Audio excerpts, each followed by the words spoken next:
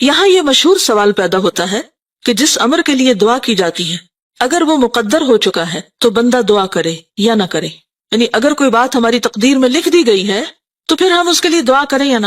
کبھی سوال پیدا ہوا آپ کے دل میں یہ کہ اگر میری موت لکھ ہی دی گئی ہے تو پھر زندگی مانگنے کا کیا فائدہ؟ اگر کوئی بیمار ہے تو ہم زیوم کر لیں سے تو مر ہی جانا ہے، اس کی صحت کی دعا کس لیے کرنا؟ کیونکہ اس کی تقدیر میں ہے کہ فلاں تاریخ کو یہ مر جائے گا. تو اگر وہ مقدر ہو چکا ہے تو بندہ دعا کرے یا نہ کرے. اور اس شک کی وجہ سے انسان کیا ہوتا ہے، پھر دعا نہیں کرتا اور وہ شکی ہو جاتا ہے. شک انسان کو شکی کر دیتا ہے. اس کا وقوع میں آنا لابدی اور ضروری ہے. لابد عربی میں کہتے ہیں لازم. اور اگر وہ مقدر نہیں ہے تو بندہ سوال کرے یا نہ کرے وقوع میں نہیں آئے گا. یعنی اگر کچھ ہونا ہے تو ہو جائے گا، نہیں ہونا تو نہیں ہوگا. دعا مانگنے کا کیا فائدہ؟ سمپل ورڈز میں عام طور پر لوگ اس طرح ریاکٹ کرتے ہیں. اس مغالطے کو، مغالطہ کیا ہوتا ہے؟ غلط فہمی کو ایک گروہ نے صحیح سمجھا، کہا ہاں بالکل ٹھیک ہے ایسے ہی تو ہے، اور دعا اور التجا کو بالکل چھوڑ دیا. اس بنا پر یہ گروہ اس امر کا قائل ہو گیا کہ سوال، دعا، التجا سے کوئی فائدہ حاصل نہیں ہو سکتا، کوئی فائدہ نہیں دعا کرنے کا، وہی ہوگا جو ہونا ہے. کچھ لوگ اس عقیدے کے قائل ہو گئے. یہ اس کی انتہائی جہالت اور دلالت و گمراہی ہے. ایسا سوچنا کیا ہے؟ جہالت، دلالت، گمراہی، شیطان کا ڈالا ہوا وسوسہ بیسیکلی. علاوہ ازیں اپنے مسلک میں یہ گروہ خود متناقض ہے، سیلف کنٹرڈکشن کا شکار ہے. خود متناقض، خود یعنی سیلف، متناقض یعنی کنٹرڈکٹری. اس کے مسلک یعنی اس کی سوچ اور طریقے میں جس پہ یہ چل رہا ہے باہمی تضاد اور تخالف یعنی مخالفت پائی جاتی ہے، یعنی سیلف کنٹرڈکٹری ہے. کیونکہ اگر یہ لوگ اپنے اس مسلک کو بطور کلی مان لیتے ہیں تو دنیا جہان کے تمام اسباب کا تعطل واجب اور ضروری ہو جاتا ہے. یعنی اگر بات یہی ہے تو پھر دنیا میں ہر سبب بیکار ہے، کوئی سبب بھی اختیار نہیں کرنا چاہیے. دعا بھی کیا ہے؟ سبب ہے نا، جیسے اور بہت سے سبب ہوتے ہیں کام ہونے کے. تو اگر اس کو آپ سمجھے کہ یہ کوئی فائدہ نہیں ہے، اس کا مطلب یہ ہے کہ دنیا میں پھر کسی بھی کام کے کرنے کا کوئی فائدہ نہیں ہے، کوئی سبب نہیں اختیار کرنا چاہیے. یہاں سے گھر جانا ہے، چلے جائیں گے. گاڑی کی کیا ضرورت ہے؟ گاڑی منگائیں یا نہ منگائیں، چلے جائیں گے. بھوک لگی، تقدیر میں ہوگا، کھانا مل جائے گا. کچھ کوشش کریں یا نہ کریں کوئی فرق نہیں پڑتا، جو ہونا ہے ہو ہی جائے گا. اس مسلک کے قائل سے کہا جائے کہ اگر سیری اور سیرابی تیرے لیے مقدر ہو چکی ہے تو وہ ہو کر رہے گی، تو کھائے یا نہ کھائے، پانی پیے یا نہ پیے. اور مقدر نہیں ہے تو ہرگز سیری اور سیرابی حاصل نہ ہوگی. اسی طرح اگر اولاد تمہارے مقدر ہو چکی ہے تو وہ یقیناً ہو کر رہے گی. اپنی بیوی باندھی سے خلوت و ہم بستری کرو یا نہ کرو، یعنی شادی کرو یا نہ کرو. اور مقدر نہیں تو ہرگز اولاد نہ ہوگی، خلوت و ہم بستری کرو یا نہ کرو. پھر تمہیں نکاح کی یا باندھی کی کیا ضرورت ہے؟ دنیا کے سارے اسباب اور اسباب کے سارے سلسلے کو اسی طرح سمجھنا چاہیے. کیا اس خیال کے آدمی کو عقل مند، بلکہ عقل مند تو کیا انسان بھی کہا جا سکتا ہے جو یہ سوچے؟ جبکہ حیوانات اور چوپائے تک وہ اسباب فطرتاً مہیا کرتے ہیں جن سے ان کی بقا اور زندگی وابستہ ہے. ان لوگوں سے تو حیوانات اور چوپائے زیادہ عقل مند ہیں اور سمجھدار کہے جائیں گے. یہ لوگ تو حیوانات سے بھی گئے گزرے. قرآن پاک میں آتا نا، اولئک ھم کالانعام بل ھم اضل سبیلا. اور یہ کن لوگوں کے بارے میں ہے؟ جو اس طرح کی سوچ رکھتے ہیں، جو عقل سے کام نہیں لیتے، جو سوچتے نہیں. بعض اپنی فطانت اور زیرکی کا ثبوت دیتے ہوئے یہاں تک کہتے ہیں کہ دعا کرنا محض ایک تعبدی امر ہے. تعبدی کیا؟ یعنی عبادت ہے. دعا کا ہمیں حکم کیوں دیا گیا اور ہم دعائیں کیوں کریں؟ کیونکہ یہ عبادت ہے، اس ہم عبادت کر رہے ہیں. اللہ تعالیٰ دعا کرنے والے کو صرف اجر و ثواب عطا فرماتا ہے، یعنی فائدہ کو نہیں، ہونا مانا کچھ نہیں، بس ثواب مل جائے گا. حصول مطلب میں دعا کا کوئی اثر اور دخل نہیں. ان زیرک طبع انسانوں کے نزدیک قلب و زبان سے دعا یا التجا کرنے نہ کرنے میں حصول مطلب کے لیے کوئی فرق نہیں. زیرک طبع کا کیا مطلب ہے؟ یعنی بڑے سمجھدار، ہوشیار ہیں، ویری اسمارٹ، یعنی اپنے آپ کو بڑا عقل مند سمجھتے ہیں، تو انہوں نے یہ فلسفہ ایجاد کر رکھا ہے. ایک گروہ جو اس سے زیادہ زیرکی اور دانائی کا مدعی ہے، یعنی ایک ان سے بھی آگے ہے، کہتا ہے کہ حصول مطلب و مدعا اور قضاء حاجت کے بارے میں دعا ایک علامت اور نشانی کا حکم رکھتی ہے. اس سے جسٹ سمبل، یعنی دعا کی ریالٹی کچھ نہیں، ایک سمبولک چیز ہے. کسی بندے کو دعا کی توفیق میسر آئی تو یہ اس کی حاجت روائی اور حصول مدعا کی علامت ہے. یعنی اگر کوئی دعا کرے گا تو سمجھو کہ اس کے مطلب پورا ہونے والا ہے. اس کی مثال ایسی ہے کہ موسم برسات میں تم سیاہ بادلوں کی گھٹائیں اور سرد ہوائیں دیکھتے ہو تو یہ اس امر کی دلیل ہے کہ برسات ضرور ہوگی. یعنی دعا کیا ہے؟ بادل کی طرح. اگر دعا ہو گئی تو کیا ہوگا؟ مطلب یہ کہ معاملہ حل ہونے والا ہے. جیسے بادل آئے تو سمجھو کہ بارش آنے والی ہے. ان لوگوں کے نزدیک طاعات، عبادات کے اجر و ثواب اور کفر اور معاصی کے عقاب اور عذاب کا بھی یہی حکم ہے. کفر اور معاصی کیا؟ معاصی کس کو کہتے ہیں؟ گناہوں کو. عقاب کیا ہوتا ہے؟ سزا. اور عذاب کا بھی یہی حکم ہے. وہ کہتے ہیں کہ اطاعت اور عبادات، کفر و عصیان محض اجر و ثواب، عقاب و عذاب کی علامتیں ہیں اور کچھ نہیں. کیونکہ یہ چیزیں ثواب اور عذاب کے اسباب نہیں ہیں ان کے نزدیک غلط کرو، برا کرو، اچھا کرو، نیک کرو، بد کرو، ہونا مانا کچھ نہیں، سبھی برابر ہیں. تو وہ عمل کو بھی سبب نہیں سمجھتے. کس کا؟ جنت میں جانے کا. ان لوگوں کے نزدیک کسی چیز کو توڑنے سے ٹوٹ جانے، جلانے سے جل جانے، قتل کرنے سے قتل ہو جانے کا بھی یہی حکم ہے، کیونکہ یہ چیزیں ان امور کے لیے حتمی اسباب نہیں. وہ کہتے ضروری نہیں کہ کوئی چیز توڑے تو ٹوٹ ہی جائے، جلائے تو جل ہی جائے، قتل کرے تو قتل ہو بھی جائے، کہ ضروری نہیں کہ ایسا ہو. کبھی نہیں بھی ہوتا. کئی لوگ باریک بحثیں کرتے ہیں نا، اب آپ ان سے کہیں کہ یہ کریں تو کہتے ہیں ضروری ہے کہ ایسا کرے تو ہو جائے. مثلا آپ کسی بچے سے کہیں کہ پڑھو، تو کیا ضرورت ہے پڑھنے کی، کیا سارے پڑھنے والے پاس ہوتے ہیں؟ تو اس سے کیا پوچھنا چاہیے کہ نہ پڑھنے والے کب پاس ہوئے. اصل میں یہ ان مبالغہ آرائیوں میں سے ہے جب لوگ کہتے ہیں نا کہ ہم نے تو پڑھا ہی نہیں اور ہم پھر بھی پاس ہوئے. اس نے تو پڑھا ہی نہیں، اس نے تو کچھ کیا ہی نہیں اور اس کا سب کچھ ہو گیا. ہر وقت چانس اور اس طرح کی نا خیالی دنیا میں جیتے ہیں اور اسباب اختیار نہیں کرتے. تو ایسی جھوٹی باتیں بھی عام نہیں کرنی چاہیے.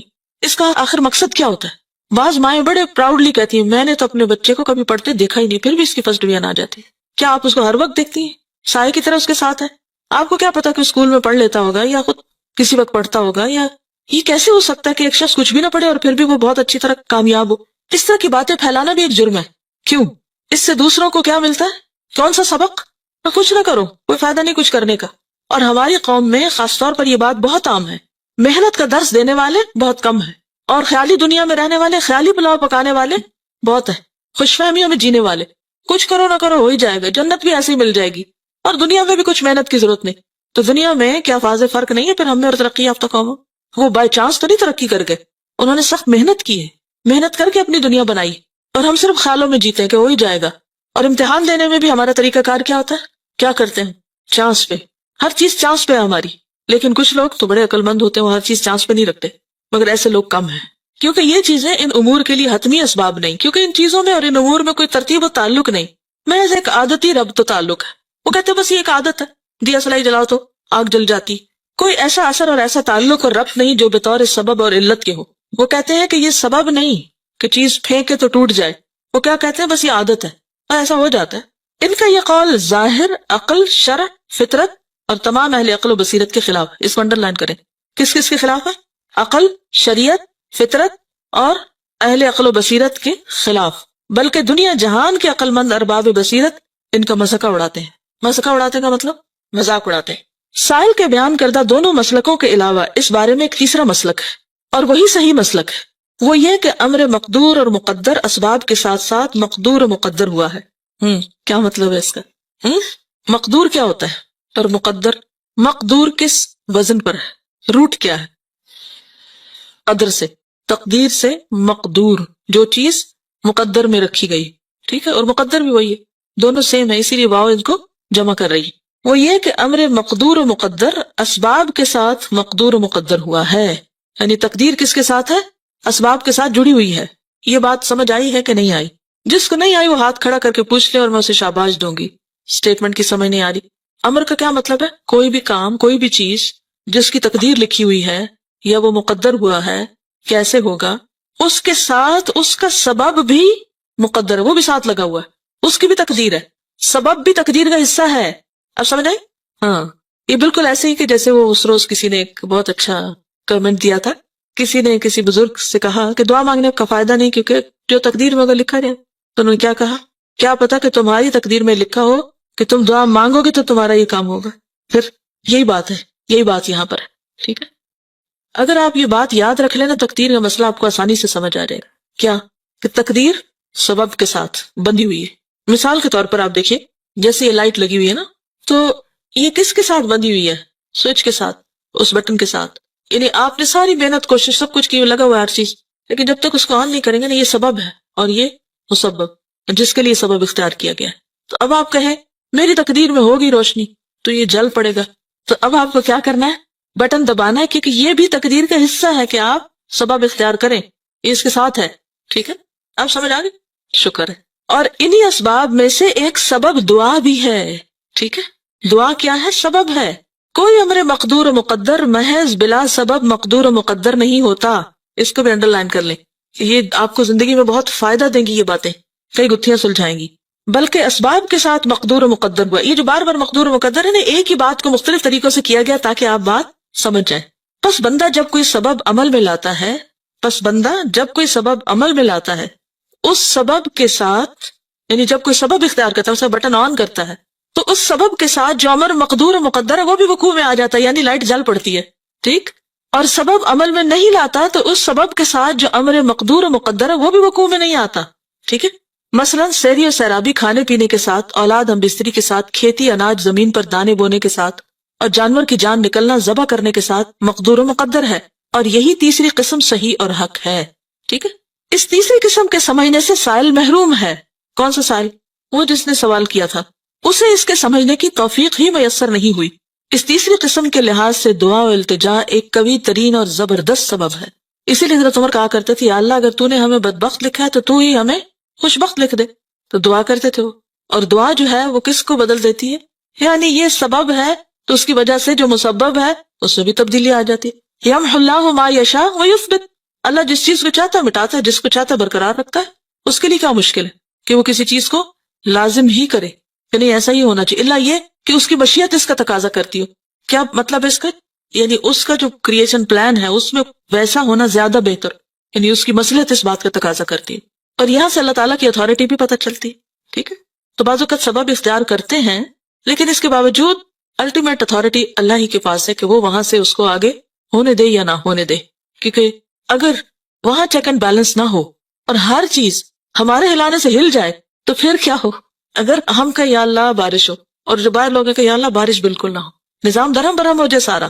تو اس لیے وہاں چیک اینڈ بیلنس ہونا بہت ضروری ہے کہ یہاں سے جو دعا اٹھی ہے، سبب آیا ہے، کیا اس کو نافذ ہونے دیا جائے اور وہ چیز ہو جائے جو یہ چاہ رہا ہے. اور اگر یہ ہو گئی اور ان کے سروں پہ آ گری تو پھر بنے گا کیا؟ تو یہ جو اللہ نے اتھارٹی اپنے ہاتھ میں رکھی یہ بھی اس کی رحمت ہے. عام طور پہ لوگ تقدیر کو نعوذ باللہ اللہ کا ظلم قرار دیتے ہیں کہ اللہ نے تو ہمارے ہاتھ باندھ دیا، ہم تو کچھ کر ہی نہیں سکتے. تو یہ اللہ کی طرف سے ظلم نہیں ہے بلکہ کیا ہے؟ اس کی رحمت ہے کہ اللہ اپنے بندوں پر ہمیشہ مہربان ہے. جب کوئی ہماری دعا سن لی جاتی ہے تو بھی اس کی مہربانی ہے، اور اگر نہیں سنی جاتی تو بھی اس کی مہربانی. کس طرح کہ یہ بندہ ابھی 4 دن اور مانگے نا ذرا، کیونکہ اگر ابھی اس کو یہ چیز مل گئی جو یہ مانگ رہا ہے تو کیا ہوگا؟ یہ مجھے بھول جائے گا. اور جو کچھ پھر بندہ مانگتا رہتا ہے تو کیا خیال ہے کہ وہ ضائع ہوتا چلا جاتا ہے، وہ جمع ہوتا رہتا ہے. ہم یہاں پریشان ہیں کہ سنی نہیں جا رہی، اور وہاں اتنا کچھ جمع ہو رہا ہے کہ قیامت کے دن جب انسان اس حصے کو دیکھے گا اعمال نامے کے جو دعاؤں کے اجر پر مشتمل ہوگا تو تمنا کرے گا کاش دنیا میں میری ایک دعا بھی قبول نہ ہوتی اور یہ سب مجھے آج ملتا. تو اس لیے مانگنے کی توفیق مانگے، کبھی بھی مانگ کے مایوس نہ ہو. اگر کوئی چیز نہیں مل رہی، نہیں آ رہی، اس میں بھی خیر ہے، اس میں بھی بھلائی ہے. ان مع العسر یسرا. بعض اوقات ہم روتے ہیں، پریشان ہوتے ہیں، لیکن معلوم نہیں ہماری دعاؤں کی وجہ سے کتنی ہمارے گناہ جڑ جائے. ہماری جب دعائیں بہت قبول ہونے لگتے تو ہم آپ کو بڑی چیز سمجھنے لگتے ہیں. بعض اوقات غرور تکبر میں مبتلا ہو جاتے، بعض اوقات عبادت چھوڑ دیتے، کرنے کا کام چھوڑ کے بیٹھ جاتے. اللہ کو پتا ہے نا کہ اگر ہماری ساری دعائیں مان لیں گی تو ہم تو نقصان اٹھائیں گے. مثلا اگر بچے کی آپ ہر بات مانتے چلے جائیں تو کیا ہوتا ہے؟ ہماری عقل سمجھ تو اللہ کے مقابلے میں بچے سے بھی گئی گزری ہے. ماں اور بچے میں کتنا فرق ہوتا ہے، چند سالوں کا نا، کبھی 18-20 سال کا ہوتا ہے، کبھی تھوڑا بہت زیادہ یا کم. تو ماں اپنے آپ کو بڑی چیز سمجھتی کہ بچہ تو بالکل بے عقل ہے، اس کو تو کچھ خبر نہیں، تو اس کی ہر بات نہیں ماننی چاہیے. بعض اوقات جینوئن بھی ہوتی ہے تو ہم صرف اس لیے نہیں مانتے کیونکہ بچے نے کہی ہے، تو یہ بچہ ہے اس لیے نہیں اس کی مانی جائے گی. تو کتنی بھی پیار کرنے والی ماں ہو، بچے کی ہر بات کبھی نہیں مانتی اور نہیں ماننی چاہیے کیونکہ اس کی بعض باتوں میں اسی کے لیے نقصان ہے. مثلا اگر بچہ صبح اٹھے اور کہے میں نہیں اسکول جاتا تو ماں کہو میں گلے سے لگاؤں تمہیں. مجھے یاد ہے میں جب چھوٹی ہوتی تھی تو میں رو دھو کے روز اسکول جاتی، میں جانے ہی نہیں چاہتی تھی، رو رو کے برا حال کر لیتی تھی. اور کیا سمجھتی تھی میں کہ بہت ہی مظلوم ہوں اور میرے ماں باپ بہت ظالم ہیں. لیکن اب میں بعض اوقات کہاں اٹھتی ہوں کہ اگر میرے ماں باپ ذرا بھی ڈھیلے پڑتے تو میں کہاں خوار ہوتی، لیکن اس وقت ہمیں سمجھ نہیں آتی. اسی طرح استاد بعض اوقات سختی کرتے ہیں اور ہم ان کو بہت ظالم سمجھتے ہیں، حالانکہ وہ سختی ہمارے حق میں اچھی ہوتی ہے. تو بہرحال میرے نزدیک جو چیز اچھی ہے میں اس پہ رو دھو کے دعا مانگ رہا ہوں. اب تو دے تو تیری رحمت، اب تو نہ دے تو میں پھر بھی ناراض نہیں، کیونکہ اس میں بھی میری ہی بھلائی ہے جو تو مجھے نہیں دے رہا. کیونکہ اگر مجھے مل جائے وہ جو میں مانگ رہا ہوں تو ہو سکتا ہے وہی میرے لیے ہلاکت کا باعث ہو جائے. تو یہ بھی اس کی رحمت ہے. بس اگر کسی امر مقدور کا وقوع دعا کے ساتھ مقدر ہے تو پھر یہ کہنا کسی بھی طرح صحیح نہیں کہ دعا سے کوئی فائدہ نہیں، جس طرح یہ کہنا صحیح نہیں کہ کھانے پینے اور دیگر حرکات اور اعمال سے کوئی فائدہ نہیں ہو سکتا. یقیناً حصول مطلب کے لیے دعا اور التجا سے زیادہ کوئی چیز مؤثر، مفید اور نفع بخش نہیں، اور اس سے بڑھ کر کوئی دوسرا سبب نہیں. کس سے بڑھ کر کوئی دوسرا سبب نہیں؟ دعا سے. اسی لیے آپ کوشش کے ساتھ دعا بھی لازمی کریں، ٹھیک ہے؟ یعنی دونوں چیزیں ساتھ ساتھ چلیں گی، یعنی ظاہری اسباب بھی اور دعا والا سبب بھی. مثلا ایک کام کو کرنے کے لیے، مثلا گھر میں داخل ہونا ہے آپ نے، تو آپ کیا کرتے؟ اپنی لاک کھولتے، اندر داخل ہوتے، داخل ہو گئے، ساتھ کون اور داخل ہو گیا؟ شیطان بھی داخل ہو گیا. اب وہ آ کے فتنے پھیلا رہا ہے، لڑائی جھگڑے کرا رہا ہے اور غلط کام ہو رہے ہیں گھر میں. اب آپ کیا کرتے ہیں کہ آپ دروازہ بھی کھول رہے ہیں اور اس کے ساتھ ساتھ دعا بھی پڑھ رہے ہیں. تو آپ ایک حفاظت کے ساتھ داخل ہو رہے ہیں، گھر سے باہر نکل رہے ہیں تو بھی یہی بات ہے.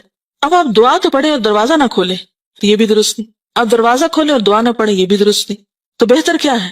بالکل اسی طرح بیمار ہیں آپ، دوا لینی ہے آپ کو. ایک یہ ہے کہ دوا نہ لیں اور صرف دعا کریں، اور دوسرا یہ ہے کہ دوا لیں اور دعا نہ کریں، اور تیسرا یہ ہے کہ دوا بھی لیں اور دعا بھی کریں. دوا بھی سبب ہے، دعا بھی سبب ہے.